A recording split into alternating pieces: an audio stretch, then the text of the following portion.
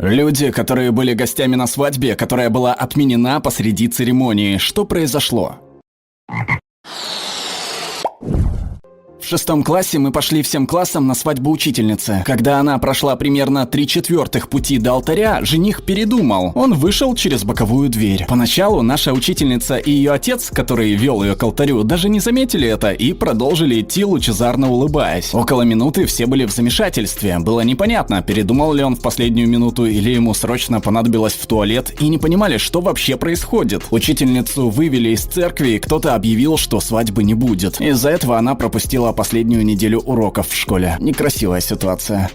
Свадьба начиналась вполне нормально. Невеста стояла с опущенной фатой и ждала отца, который должен был подвести ее к алтарю. Когда он подошел к ней, она подняла фату. Невеста была вся в слезах. Она дала отцу пощечину, довольно сильную, и крикнула что-то типа «Как ты мог так со мной поступить, ублюдок?» И она просто ушла прямо в подвенечном платье. Жених был в замешательстве, как и все, но никто не пошел за ней, отчасти из-за того, что никто не знал, как быть. Невеста взяла такси и уехала домой. Свадьбу отменили. Оказалось, жених был внебрачным сыном отца невесты, то есть они были единокровными братом и сестрой. Прямо перед свадьбой мама жениха призналась во всем маме невесты, а та, в свою очередь, рассказала об этом своей дочери.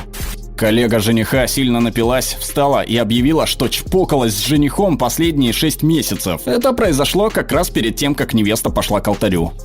Свадьба моего лучшего друга была отменена, не успев начаться. Невеста сильно задержалась, и я не мог понять почему, так как она готовилась в гостевом домике, расположенном недалеко от церкви. В общем, в конце концов, церемония началась. Невеста отправилась в церковь. Ее посадили в гольф-кар. Мы начали рассаживать всех гостей. Я стоял у входа в церковь, чтобы закрыть дверь после того, как невеста войдет внутрь. Так что мне удалось увидеть все произошедшее во всей красе. Невеста сошла с гольф-кара. Когда она шла в сторону лестницы с отцом, она споткнулась и упала лицом прямо на ступеньки церкви. Свадьба проходила на территории винной фермы, поэтому можете себе представить, как много грязи было вокруг, соответственно, ее платье испачкалось. В тот момент я подумал, что она упала совершенно случайно и подбежал, чтобы помочь ей. Она лишь отряхнулась, сказала, что она в порядке и пошла дальше в церковь. После чего я начал подозревать неладное. Я заметил, что она пошла, покачиваясь из стороны в сторону, но подумал, что ей просто больно из-за падения. Однако, когда она пошла в сторону алтаря, она останавливалась возле людей, чтобы поприветствовать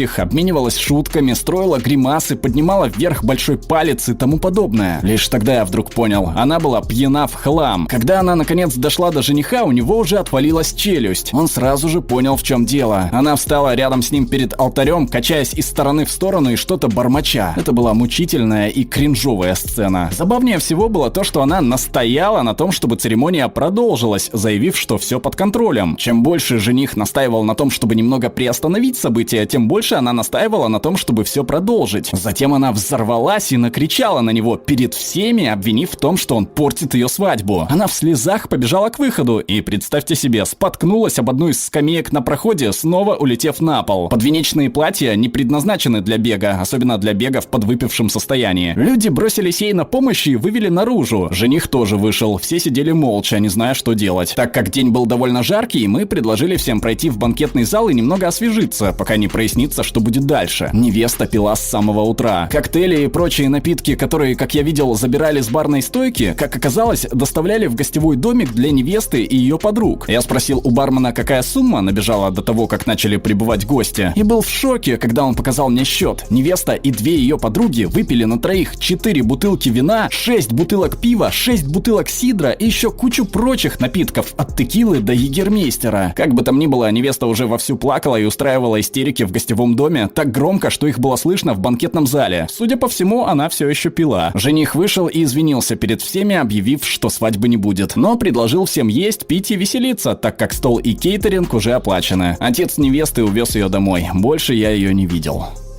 Мать жениха кропотливо планировала свадьбу на протяжении многих месяцев и потратила значительную сумму на оплату расходов как подарок новобрачным. Жених был ее младшим сыном из 3. В день свадьбы из-за отмены рейса мать жениха должна была опоздать по меньшей мере на 2 часа. Хотя кейтеринг и священник с радостью согласились подождать, да и мать пообещала, что заплатит им больше, невеста в итоге заявила, что свадьбу нужно начать скорее. Она просто не хотела ждать. Несмотря на все попытки жениха переубедить ее, она объявила громко перед всеми, что он должен прислушиваться к мнению невесты. Жених объявил, что если ему предстоит жениться на такой женщине, то он лучше вообще не женится. И он просто ушел, расставшись с ней навсегда. Моя двоюродная сестра собиралась выйти замуж. Примерно за 15-30 минут до начала свадьбы ей сообщили, что мужчину, женой которого она собиралась стать, арестовали за что-то, что он сделал с 14-летней девушкой. Ему было 26, и в итоге он попал в тюрьму за совершенные преступления. Сразу после того, как она рассказала всем о том, что произошло, заднее крыльцо здания обрушилось под весом людей. Ну, не совсем обрушилось, но просело примерно на 15 сантиметров. И тогда она расплакалась. Это был очень неловкий день, и, честно говоря, если бы я не присутствовала там, то не поверила бы, что это произошло на самом деле.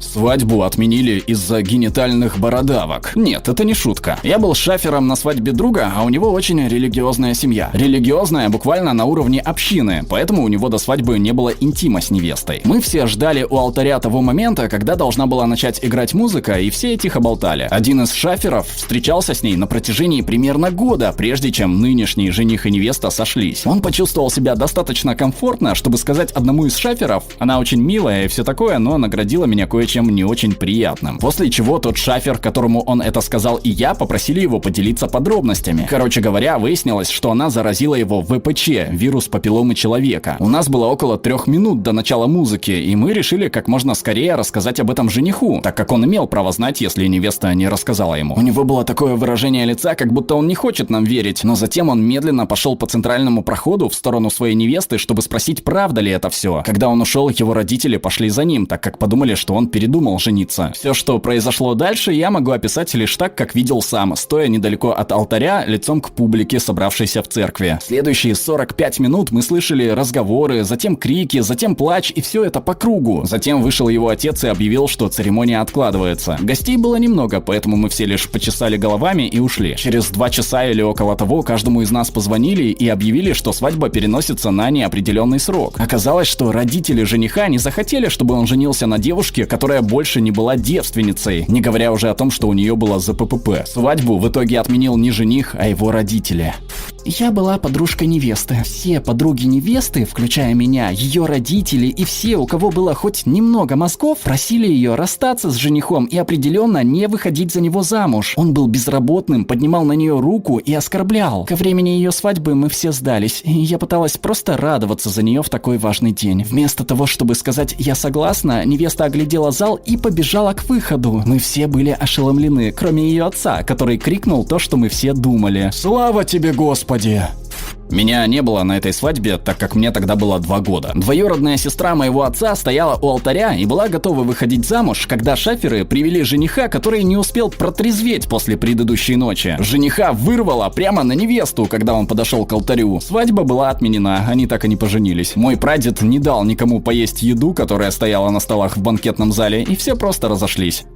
Старший брат моей подруги собирался жениться, и меня пригласили как пару моей лучшей подруги. Я приехала домой в пятницу, свадьба должна была быть на следующий день. Как только я приехала домой, я встретилась с подругой, и ее первыми же словами были «представь, что произошло». Я предположила, что свадьбу отменили, и оказалась права. Когда жених начал встречаться с девушкой, она оказалась вполне нормальной, его семья полюбила ее. После предложения она начала показывать другую свою сторону. Начала настраивать жениха против его родственников. Помню, что когда она и жених начали жить вместе, родители жениха подарили ему растение в качестве подарка на новоселье. Его невеста потребовала, чтобы он избавился от него. Мы начинаем совместную жизнь, поэтому все должно быть нашим. Я хочу, чтобы все остатки твоей прежней жизни исчезли из нашего дома. Если не ошибаюсь, утром накануне свадьбы невеста, жених и родители обоих встретились за завтраком. Невеста начала спорить с мамой жениха, проявив крайнее неуважение. Жених начал защищать свою маму, и невеста отменила свадьбу. Причем спор возник из-за какой-то мелочи, которая, по идее, не должна была повлиять на отношения. Самое забавное в этой истории то, что друзья решили устроить жениху мальчишник наоборот. Они все напились в хлам, купили надувные куклы и прочие вещи.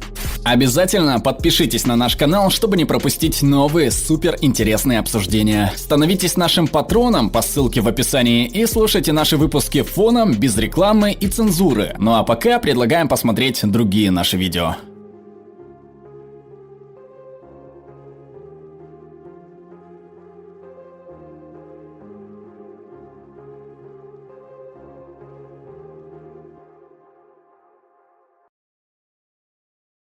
All right, everyone's presentations are done. Nick, the manager, said as he tried to move the discussion forward. Excuse me, I haven't. I recently found out something. Nick interrupted me and began to speak. There's apparently someone in this department who didn't graduate high school and is just a part-timer. Meetings should be for employees only. Absolutely right. His lackey, Mike, of course, agreed with Nick. I'm leaving. After leaving the meeting room, I started to shut down my computer. I noticed that an email had arrived, not in my personal inbox, but in the company's shared email. Thinking, there's no point in speaking up, no one will listen, I went home quietly. The next day, I heard a commotion from Nick's desk. He was staring at his computer screen, his face pale. Nick! Is something wrong? Mike looked at the screen with him. And he turned even paler than Nick. Why is he so angry? Knowing the reason for Mike's distress, I thought to myself, serves them right. My name is Adam. My mother passed away when I was in the 9th grade, and I was raised by my father. Well, you could hardly call it being raised. After my mother passed, my father changed. He drowned his sorrows in alcohol, and though he still went to work, he squandered our living expenses on horse racing. Because of that, I had to start working part-time as soon as I entered high school. Every month, I went to the convenience store with bills in hand that couldn't be auto-deducted from my father's account. Even though I endured it because I didn't want to be alone, I reached my limit in my second year of high school and dropped out. I found a live-in job at a distant inn. Thank you for everything. The day I left home, my father, still staring at the TV, spoke. Take care. That was our last conversation. Back then, 18 wasn't the age of majority, so I needed my father's permission to work, and I couldn't hide my place of employment. Yet, my father never visited me even once. I kept working just to survive, and before I knew it, I was 42. Years of hard work paid off, and I was transferred to the headquarters. I was thrilled to be recognized by the company, as I thought I'd be working in the field until retirement due to my lack of formal education. Listen up. Our work can change the future of our employees. Don't drag us down. On my first day after the transfer, Nick, dressed in an expensive suit, spoke sternly. There was a reason for this. Our inn was located in a prominent tourist destination, known so well that everyone in the state could sing its commercial jingle. At its peak, we had 5 locations within the state. But that was long ago. Due to financial difficulties and aging facilities, only the place where I had worked for many years and the original establishment remained. I was prepared to lose my job anytime, but now there was a glimmer of hope. With the rise of social media, the tourist area where the inn was located started gaining attention again. Depending on how hard the sales department, where I was transferred, worked. We could either thrive or be forced to give up this prime location to the new hotel chains continuously popping up. For Nick, who had switched careers from another industry to strengthen our sales, this was a battle he couldn't afford to lose. I understood why he had to be strict. I will do my best. Nick sneered at my enthusiastic declaration. Did you not hear what I said? I'm sorry. I thought I was listening carefully. Out of habit from years of customer service, I apologized reflexively, though I had no idea what had offended him. Someone was watching me with a smirk. In this department, there are those who are expected to excel and those who have been shoved here because they have nowhere else to go. You are the latter. It was Mike, the section chief. He's 7 years younger, at 35. But he was called to headquarters much earlier than I was and had been moving around within the headquarters ever since. I'm not jealous, but I can't accept that he's my boss. Graduating from a prestigious university, he has an unusually high pride and caused many problems as a newbie, making things very difficult for me when I was the front desk leader. When I found out Mike was transferred to the sales department a month before me, I was disheartened. Mike is right. With just a middle school diploma, there's not much you can do. Don't even think about achieving results. As if I didn't exist, Nick remarked, I'm thirsty. Mike eagerly ran to the coffee maker. It seems Mike is Nick's lackey. I regretted being happy about my transfer to headquarters, wishing I had stayed on site forever. Send a direct mail to every company on this list by the end of the day. Nick only assigned me tasks that even a new graduate could handle. What? There are over 1,000 companies. You want me to send to all of them by today? Yes, if you and your fellow misfits split the work, even those with nowhere else to go should finish by today. I glanced at the employees typing away expressionlessly. They were worn out from customer service, only thinking about leaving on time, or were women reassigned after having children. With zero motivation for work. Even Sam, a new graduate from the same university as Mike, who was supposed to be among the expected achievers, had no enthusiasm for the job. Having joined the company wanting to do customer service. "I don't care what they say, I plan to quit anytime," he said. Only Nick and Mike were highly motivated, making all the decisions between the two of them. I originally only wanted to work at the inn to survive and had no particular attachment to this job. I swallowed my words, thinking I had no right to reprimand them. About a month after the transfer, Nick told us with a frustrated look. "To commemorate the 50th anniversary, we've decided to create a plan exclusive for one group per day. Originally, Mike and I were supposed to come up with it, but our president, Mr. Thompson, insists on hearing everyone's opinions. So, you all get a chance." As Nick explained, Mike began handing out prints. "Make sure not to embarrass Nick. If your ideas are half-baked, you'll have to redo them." It seemed that they had printed his handwritten notes by Mr. Thompson, which included several questions and a section for free responses. It made sense why Nick had to seek our input, given that all responses had to be submitted to Mr. Thompson. We were given a week to think about it, and a meeting was scheduled to compile our ideas. My plan is to let guests enjoy both the old and modern America. Nick began the presentations. Guests would watch a master confectioner at a nearby traditional sweet shop make sweets in front of them. The welcome drink would be premium tea in a bottle. Nick's plan was certainly attractive. After his presentation, Nick called on us to present in the order we were seated. Just as I stood up for my turn. "All right, everyone's presentations are done." "Excuse me, I haven't. I recently found out something." Nick interrupted me. "There's someone in this department who didn't graduate high school and is just a part-timer." He was likely talking about me. I joined the company as a part-timer and was made a full-time employee when I turned 20. That was 20 years ago, so Nick and Mike probably had no chance to know until recently. Meetings should be for employees only. Absolutely right. After that, Nick kept creating opportunities to solicit everyone's opinions, purposefully excluding me from speaking. The meeting unexpectedly heated up and went past the scheduled end time. A few people asked to leave, and the discussion continued with the remaining few. "Still here?" Normally, you'd leave in that situation.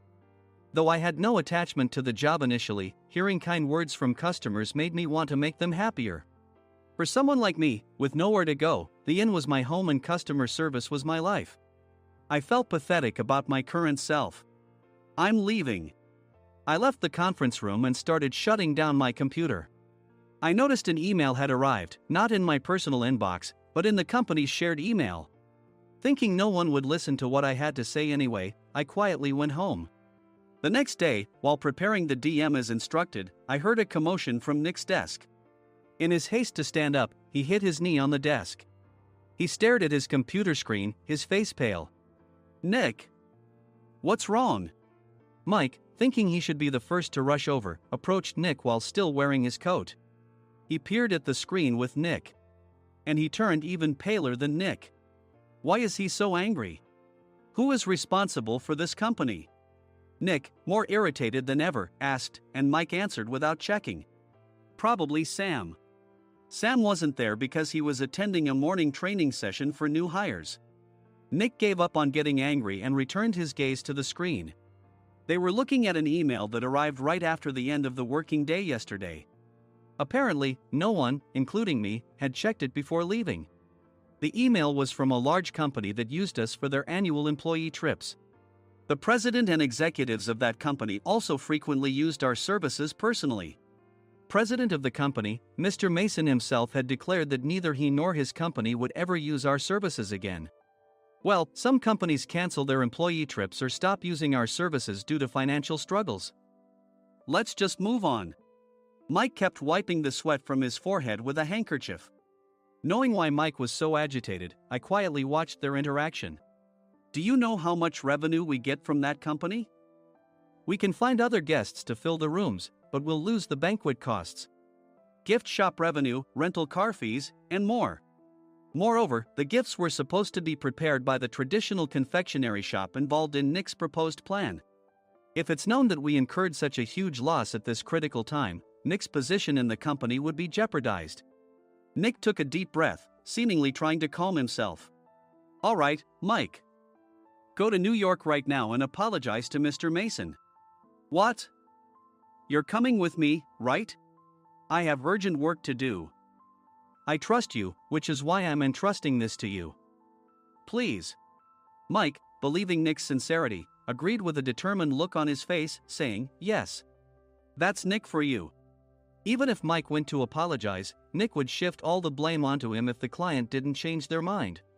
Well, it was Mike's fault to begin with, so it served him right. About 3 hours later, Sam answered a call from somewhere and repeatedly apologized, saying, I'm very sorry. Everyone watched to see what was happening. After ending the call, he informed Nick with a weary tone. When Mike arrived at the client's company, he only made things worse, further infuriating Mr. Mason. He was demanding, get his boss here immediately. It was no wonder Sam was exhausted, dealing with such a call right after returning from training. What is that idiot doing? All right, Adam, you're coming with me. If sacrificing Mike didn't work, then I must be next. Normally, I'd want to refuse at all costs, but I saw an opportunity in this situation. If I can be of assistance, I'd be happy to join you. I obediently followed Nick, and we flew to New York. When we introduced ourselves at the reception, it became clear how serious the situation was. As the receptionist personally escorted us to the president's office. Angry voices leaked through the door, making both Nick and me uneasy. Excuse me. I'm Nick, the supervisor. I understand my subordinate has caused you trouble, and I deeply apologize. Nick, with his experience in the corporate world, knew enough to offer an apology before excuses. However, his customer service skills left much to be desired. I sighed as I saw Mike trembling like a small dog in the corner of the room. What kind of training are you giving your subordinates? Mr. Mason glared at Nick with a red face. The intensity of his gaze made even Nick take a step back. Regrettably, I joined this company only 2 years ago and was unaware of Mike's issues. I should have identified his shortcomings sooner. Indeed. I should have realized sooner. No sensible person would come to apologize and then give a lengthy presentation on the drawbacks of not using their in. Nick froze, his mouth slightly open.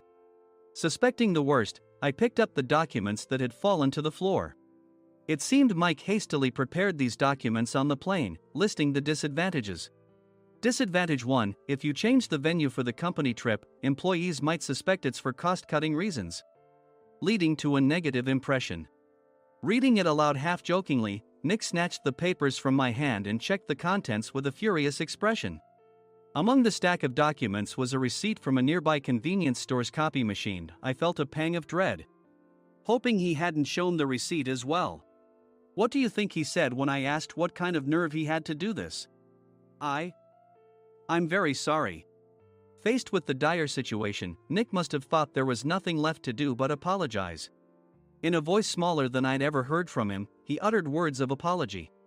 He said, I'm a Harvard graduate. I don't believe I said anything wrong. Mike! What have you done? Forgetting his plan to pin the blame on Mike, Nick yelled loudly, even in front of Mr. Mason. I didn't do anything wrong. You're still saying that? Look at him. Mike pointed at me with a shaking hand. I was assigned to headquarters in my 20s and now I'm a section chief. This guy only made it to headquarters at 42. Everything I've done proves I was right. So why are we losing the contract? Having said his piece, Mike collapsed to the floor. Of course. You were sent there because you had nowhere else to go. Mike never expected to hear such words from someone he looked down upon. He lunged at me, and Nick hurriedly stepped in to stop him. Mr. Thompson told me Mike is a quick thinker, and to take good care of him. There's no way he was pushed aside. Don't make things worse here. He didn't say quick thinker, he said only quick-witted, didn't he? I don't remember that part. I recalled the many troubles Mike caused when he was a newbie. When Mike was on the front line, his pride was so high that he never apologized to customers. Customer service, especially in our job, doesn't work alone. It brings both good and bad situations. If the front staff or housekeepers made mistakes, or the cleaning company didn't properly clean a room, one had to apologize to the customers regardless of personal fault. Mike, in such situations, would never apologize, insisting he wasn't at fault. This often angered customers, and as the front desk leader, I frequently had to apologize on his behalf. He caused complaints and disrupted operations, which is why he was quickly moved to headquarters. In departments where he didn't interact directly with customers, his quick thinking was beneficial and things went well. But it seemed his flaws were starting to show. Corporate reservations are supposed to be entered into the system by the sales representative. But a quick check yesterday revealed that more than 10 items were missing from the client's reservation. The handover document clearly stated what needed to be prepared. Why didn't you enter it into the system? Why do we have to give them special treatment? Filling rooms near the banquet hall, setting up all the food in advance. Specifying the brand of wine, they're too demanding. No wonder he always angered customers, I thought, feeling a headache coming on. Grouping them in rooms near the banquet hall is for our benefit too. It makes it easier for the staff to set up beds and serve breakfast since everyone's schedule is synchronized. As for the other requests, Mr. Mason suggested them to lighten our load. I didn't know that. Nick finally seemed to realize that Mike was the one who had angered the client. What did you say to them? I just told them we wouldn't give them special treatment anymore. We shouldn't waste effort on things that don't bring in money. I was utterly exasperated at his lack of understanding of customer service. Of course, we shouldn't comply with unreasonable demands. But carrying over successful practices from past stays makes customers feel remembered and enhances their experience. Good memories encourage repeat visits. That's part of our job. I looked down at Mike, who was sitting on the floor. In our job, nothing is a waste. Mr. Thompson likely moved you to the sales department, hoping you'd finally understand this. How do you think he feels now that you've failed to meet his expectations? Mike, tears in his eyes, fled the president's office. I was amazed he still hadn't apologized. You have it tough, Adam. It's okay, we're all employees of the same company. I deeply apologize for this disrespectful incident. Especially after all the care you've shown us. If it weren't for you, Adam, I really would have stopped staying here. When I heard you were moving to the sales department, I was willing to reconsider if you handled it. Seeing us talk so amicably, Nick's face contorted. Do you two know each other? Adam's service is excellent. I always requested him specifically. Normally, we don't accept specific staff requests, but we made an exception for Mr. Mason, adjusting my shifts accordingly. He had personally stayed at our hotel just before my transfer, and during casual conversation, I mentioned, I'm moving to the sales department soon. If I hadn't told him then, things could have been much worse. Please continue to take care of us. I look forward to it. On the return flight, Nick awkwardly offered me a can of beer. It's still working hours. Of course, I had no intention of forgiving him for a single beer. Nick might try to pin everything on Mike and avoid any consequences. While pondering this, a startling fact came to light. Nick, the tea bottles for the plan have arrived. I handed Nick a bottle labeled with our inn's name. They look good. What are you talking about? These are plastic bottles. I had assumed we would use the trendy, high-end bottling tea. But what arrived were ordinary plastic bottles of tea with customized labels. The only unique aspect was the label, which had the inn's name, making it look customized. Upon further investigation, I discovered that a substantial amount of money was set to be paid to the tea company. It was priced like bottling tea. Does this plastic bottle really cost $100 each? The tea inside is specially blended for us. The extra cost is for that. Wouldn't it be better to use another tea company? Or is there a specific reason we must use this one? As Nick continued to make excuses, I showed him a printed email. I informed the tea company's president, Mr. Mitchell, that we discovered irregular payments and he confessed. He said you two were high school classmates and planned to split the extra money. That idiot. Why did he confess? That's not important. You should worry about yourself, this could turn into a police matter. Opening the bottle cap, I suggested. How about calming down with this tea? It supposedly has a relaxing effect. Nick drank the tea frantically. In the following days, decisions were made about their fates. Mike was reassigned to the General Affairs Department, with no chance of transfer or promotion, as per Mr. Thompson's orders. As for Nick, since the payment to the tea company hadn't yet been made, he narrowly avoided legal trouble. Instead, he was encouraged to leave the company, and to avoid further complications, Nick submitted his resignation. Rumor has it that connections between HR departments have made it difficult for him to find new employment. Even though it was good to have those two gone, something unexpected happened in the sales department. Everyone became motivated and united in refining the 50th anniversary plan. In the end, my plan was adopted. We collaborated with the Tourist Information Center to provide personalized guides. The plan, tailored to the number of guests, was truly special for the 50th anniversary. Hey, is Adam's family coming to stay? I immediately booked that special plan for my family. Sam noticed it on the reservation list and quickly picked up on it. Yes, I'm inviting my father. That's great. I might invite my parents too. I lacked the courage to face my father just as Adam. But here, with the confidence Mr. Mason praised, I felt ready. The 50th anniversary plan was a perfect opportunity to reconnect with my father.